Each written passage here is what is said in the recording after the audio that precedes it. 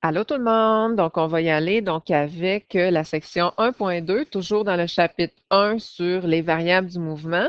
On va y aller avec la vitesse, donc théorie sur la vitesse. Donc on sait que vitesse c'est noté avec un petit v, donc comme c'est écrit donc ici. Puis c'est quoi donc la vitesse? Donc c'est le déplacement effectué ou un parcours donc effectué donc par intervalle de temps. Bien sûr, on peut aller calculer donc la vitesse donc moyenne. Fait que la vitesse moyenne, ben, c'est la vitesse qui est définie donc par le déplacement ou la distance donc effectuée donc par l'intervalle de temps. Fait qu'on va s'intéresser là finalement donc à la distance donc totale. Donc, ou le déplacement, toujours donc par intervalle donc de temps. Donc, ça va dépendre si on cherche donc la vitesse scalaire moyenne ou la vitesse vectorielle moyenne. Fait que si on cherche la vitesse scalaire moyenne, donc on va aller chercher la distance parcourue ou le trajet total parcouru. On va additionner tous les petits parcours, puis on divise par le temps que ça a pris. Bien sûr, donc une donnée scalaire, c'est toujours positif parce qu'il n'y a pas d'orientation, donc l'orientation n'a pas d'importance. Puis pour ce qui est d'une vitesse vectorielle, fait que vectorielle moyenne, bien là, on s'intéresse donc à l'orientation. Fait que ça va être seulement donc le déplacement. Le déplacement, hein, on le sait hein, que c'est la déplacement final moins le déplacement donc initial, donc en soustraction. On s'intéresse au point de départ et au point d'arrivée, la distance donc entre les deux. Puis ensuite, on divise par le temps. Puis bien sûr, bien, vu que c'est un vecteur, bien, la vitesse peut être positive, négative ou bien nulle, tout dépendant hein, si on est en train de mon nul, j'ai de la misère, tout dépendant donc si on est en train là finalement donc d'avancer ou d'aller vers le nord ou d'aller vers le sud, vers la droite, donc vers la gauche. Fait que ça dépend là finalement donc de la logique, ça dépend de la situation donc du problème. Attention, hein, donc la vitesse moyenne, c'est pas de faire la moyenne, hein, c'est vraiment donc d'aller chercher la distance divisée par le temps. On voit que c'est super facile. Donc c'est la formule là, finalement donc de la vitesse bien normale, donc comme on est habitué. Peut-être que je vais revenir donc sur l'autre page. Fait que c'est un peu donc la même chose, là, vitesse comme on avait déjà appris est égale à distance donc sur le temps. Bien sûr, des fois, on peut vous demander d'aller isoler donc la distance. Fait que distance est égale à vitesse fois le temps. Ou on peut aussi donc vous demander donc le temps. Fait que si on vous demande le temps, bien facile, on inverse, on interchange vitesse et temps. Fait que le temps s'en va donc en haut, puis la vitesse donc s'en va donc en bas. Bien sûr, moi, je vais vous donner donc juste la formule de la vitesse. Il va falloir à l'examen être capable de l'isoler.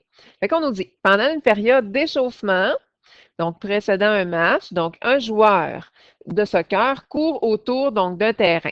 Il franchit une distance de 50 mètres. Après ça, une autre distance de 30 mètres, donc vers son point de départ, avant de s'arrêter pour parler à son entraîneur. Puis, bien, c'est sûr que cette distance-là, ces deux petites distances-là, il la parcourt à un temps de 20 secondes. Nous, qu'est-ce qu'on va aller chercher? On va aller chercher la vitesse scalaire moyenne. Fait qu'est-ce qu'on fait dans ce temps-là? C'est qu'on additionne nos déplacements. Donc, on fait la somme finalement donc des déplacements. Puis on divise donc ici donc par le temps, ce qui va nous donner donc la vitesse scalaire moyenne. Donc comme on peut voir, donc la distance est en mètres, ça va être notre unité chouchou, la distance, le temps en secondes, donc des mètres divisé par des secondes qui vont donner des mètres par seconde, donc 4 mètres par seconde. Ici l'exemple 2. Donc on nous dit une personne, bon, une personne dans notre exemple 2 marche 5 km vers l'est, on peut le mettre comme ça en crochet. Ensuite, ça c'est pendant un temps, hein, c'est sûr, de 2 heures. Ensuite, un autre déplacement de 1,5 m vers l'ouest pendant un temps de 0,5 heures. Puis un autre petit déplacement, donc de 10 km à nouveau, donc vers l'est. Puis ça y prend un temps, delta t, de 2,25 heures. On veut aller chercher donc sa vitesse vectorielle moyenne. Fait qu'on veut savoir dans quelle direction donc qu'elle va. Fait que dans ce temps-là, ben, on s'intéresse à son point d'arrivée puis à son point donc de départ. Hein? Donc, comme on fait là, finalement donc la variation donc de distance, on s'intéresse au point d'arrivée et au point donc de départ, comme je vous disais. Fait qu'il faut aller additionner donc nos déplacements en considérant donc l'orientation. Fait que c'est sûr que la rose des vents, hein, nord, sud, est, ouest, on va considérer que l'est c'est positif, que l'ouest, par convention, donc, est négatif. Fait que c'est pour ça que vers l'ouest, ici, on va aller rajouter donc un petit donc négatif, ce qui fait en sorte qu'on va avoir notre déplacement total. Et étant donné que notre réponse est positive, bien, c'est sûr que ça va vouloir dire qu'on s'en va vers l'est. Et bien, c'est sûr que le temps, bien, c'est sûr que c'est pas une donnée vectorielle. On fait juste additionner, faire la somme donc du temps. Donc, on les additionne puisque le temps, on ne peut pas revenir en arrière. Fait qu'on va faire tout simplement notre 13,5 divisé par notre temps total, ce qui va nous donner 2,8 km/h vers l'est, ou on peut dire plus 2,8, donc km/h. Là, j'ai oublié de km/h. Donc, puis on peut aussi écrire très bien là, vers l'est, donc entre crochets, donc comme ça. Donc ça marcherait donc aussi bien. Je vais voir si c'est correct. Donc ici, bien parfait. On s'en va donc de l'autre côté. On s'intéresse à la vitesse instantanée. Fait que la vitesse instantanée, c'est la vitesse précise pendant un temps très, très court, donc à ce moment-là, pendant un instant qui s'approche là, finalement donc d'un temps zéro. Fait qu'on veut savoir là, la vitesse est de combien. Fait qu'admettons là, que, je sais pas, moi, donc il y a une policière qui vous prend donc avec son radar ou un policier. Donc là, elle calcule donc notre vitesse instantanée. Fait que tout ce qu'on a à faire, c'est d'aller tout simplement comme d'habitude. On ne se soucie pas là, vraiment, dans le fond, si on calcule la vitesse scalaire instantanée ou moyenne ou vectorielle instantanée ou moyenne, c'est toujours donc la distance divisée par le temps. Bien sûr, donc la vitesse scalaire, c'est qu'on n'a pas d'orientation. Puis vectorielle, on va ajouter donc une orientation tout simplement. Fait que regardez donc l'exemple qu'on pourrait avoir donc ici. Donc, je vais effacer donc ça comme ça. Une voiture circule à une vitesse vectorielle V de 80 km/h vers le nord pendant un temps de 2,5 heures. Donc, son déplacement s'établit de façon suivante. Fait qu'est-ce qu'on va aller faire? C'est vitesse est égale à distance, donc sur le temps. Nous, on va aller chercher le déplacement, donc déplacement delta x sur delta t ou d sur t. On va aller chercher, dans le fond, le delta x, donc ici. Fait qu'on va aller isoler delta x est égal à vitesse, il y a un petit fois sous-entendu, fois le temps.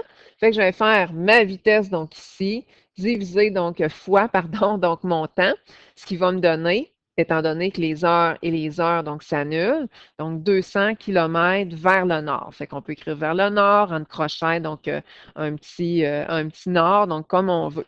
Et en général, donc, je l'avais souligné, là, c'est parti, le sens du déplacement ben, est le même que celui donc, de la vitesse, hein, c'est sûr, parce que le temps, ben, c'est sûr, il faut se rappeler aussi que le temps est toujours donc positif.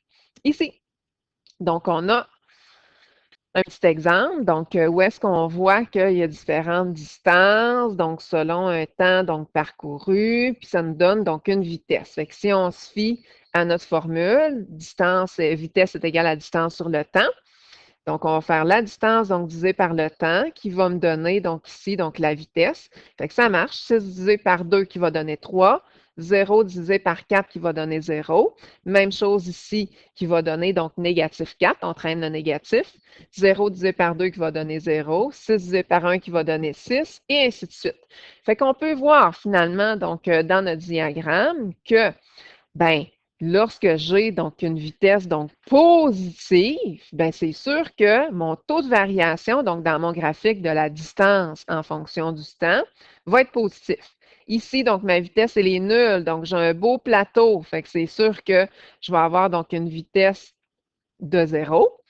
Ici, ben, oh, ma vitesse, donc, elle est négative. Fait que dans la section C, ben, c'est sûr qu'on a donc une vitesse qui est décroissante, ici donc nulle, ici donc positive, et dans les deux autres, donc positive. Et on voit que lorsque le taux de variation est super, super élevé, ben, la courbe ou la droite, comme on peut voir, donc un grand taux de variation, donc est vraiment, vraiment donc incliné. Fait qu'est-ce qu'on peut tirer donc de tout ça? Puis cet exemple-là, là, on va le revoir donc avec d'autres notions plus tard. Ben, c'est qu'ici, tout simplement, donc la vitesse, donc elle est positive.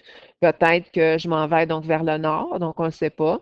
Ici, ben, la vitesse, elle est nulle. Peut-être que je suis arrêté pendant donc un temps donc de 4 secondes entre la deuxième et la sixième seconde. Peut-être que je t'arrêtais un stop.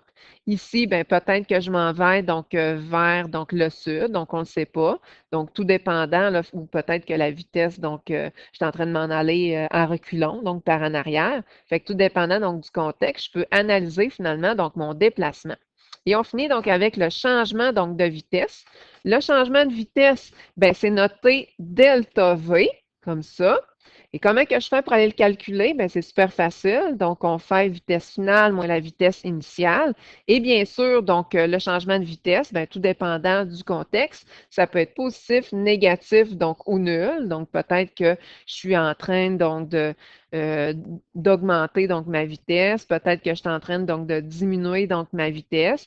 Fait qu'en général, donc, lorsque le signe de changement de vitesse est différent au déplacement, bien, c'est sûr que la vitesse donc, va être négative. Et on a donc un beau truc pour être capable de convertir les kilomètres-heure donc, en mètres par seconde. Donc, au lieu de réfléchir, tout ce que j'ai à faire, c'est me rappeler qu'il faut que je fasse fois 1000 divisé par 3600.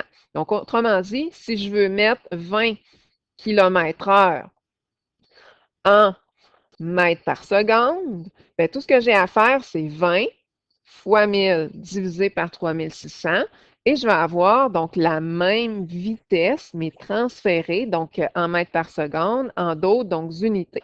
Le prochain cours, donc on verra donc l'accélération. Merci tout le monde.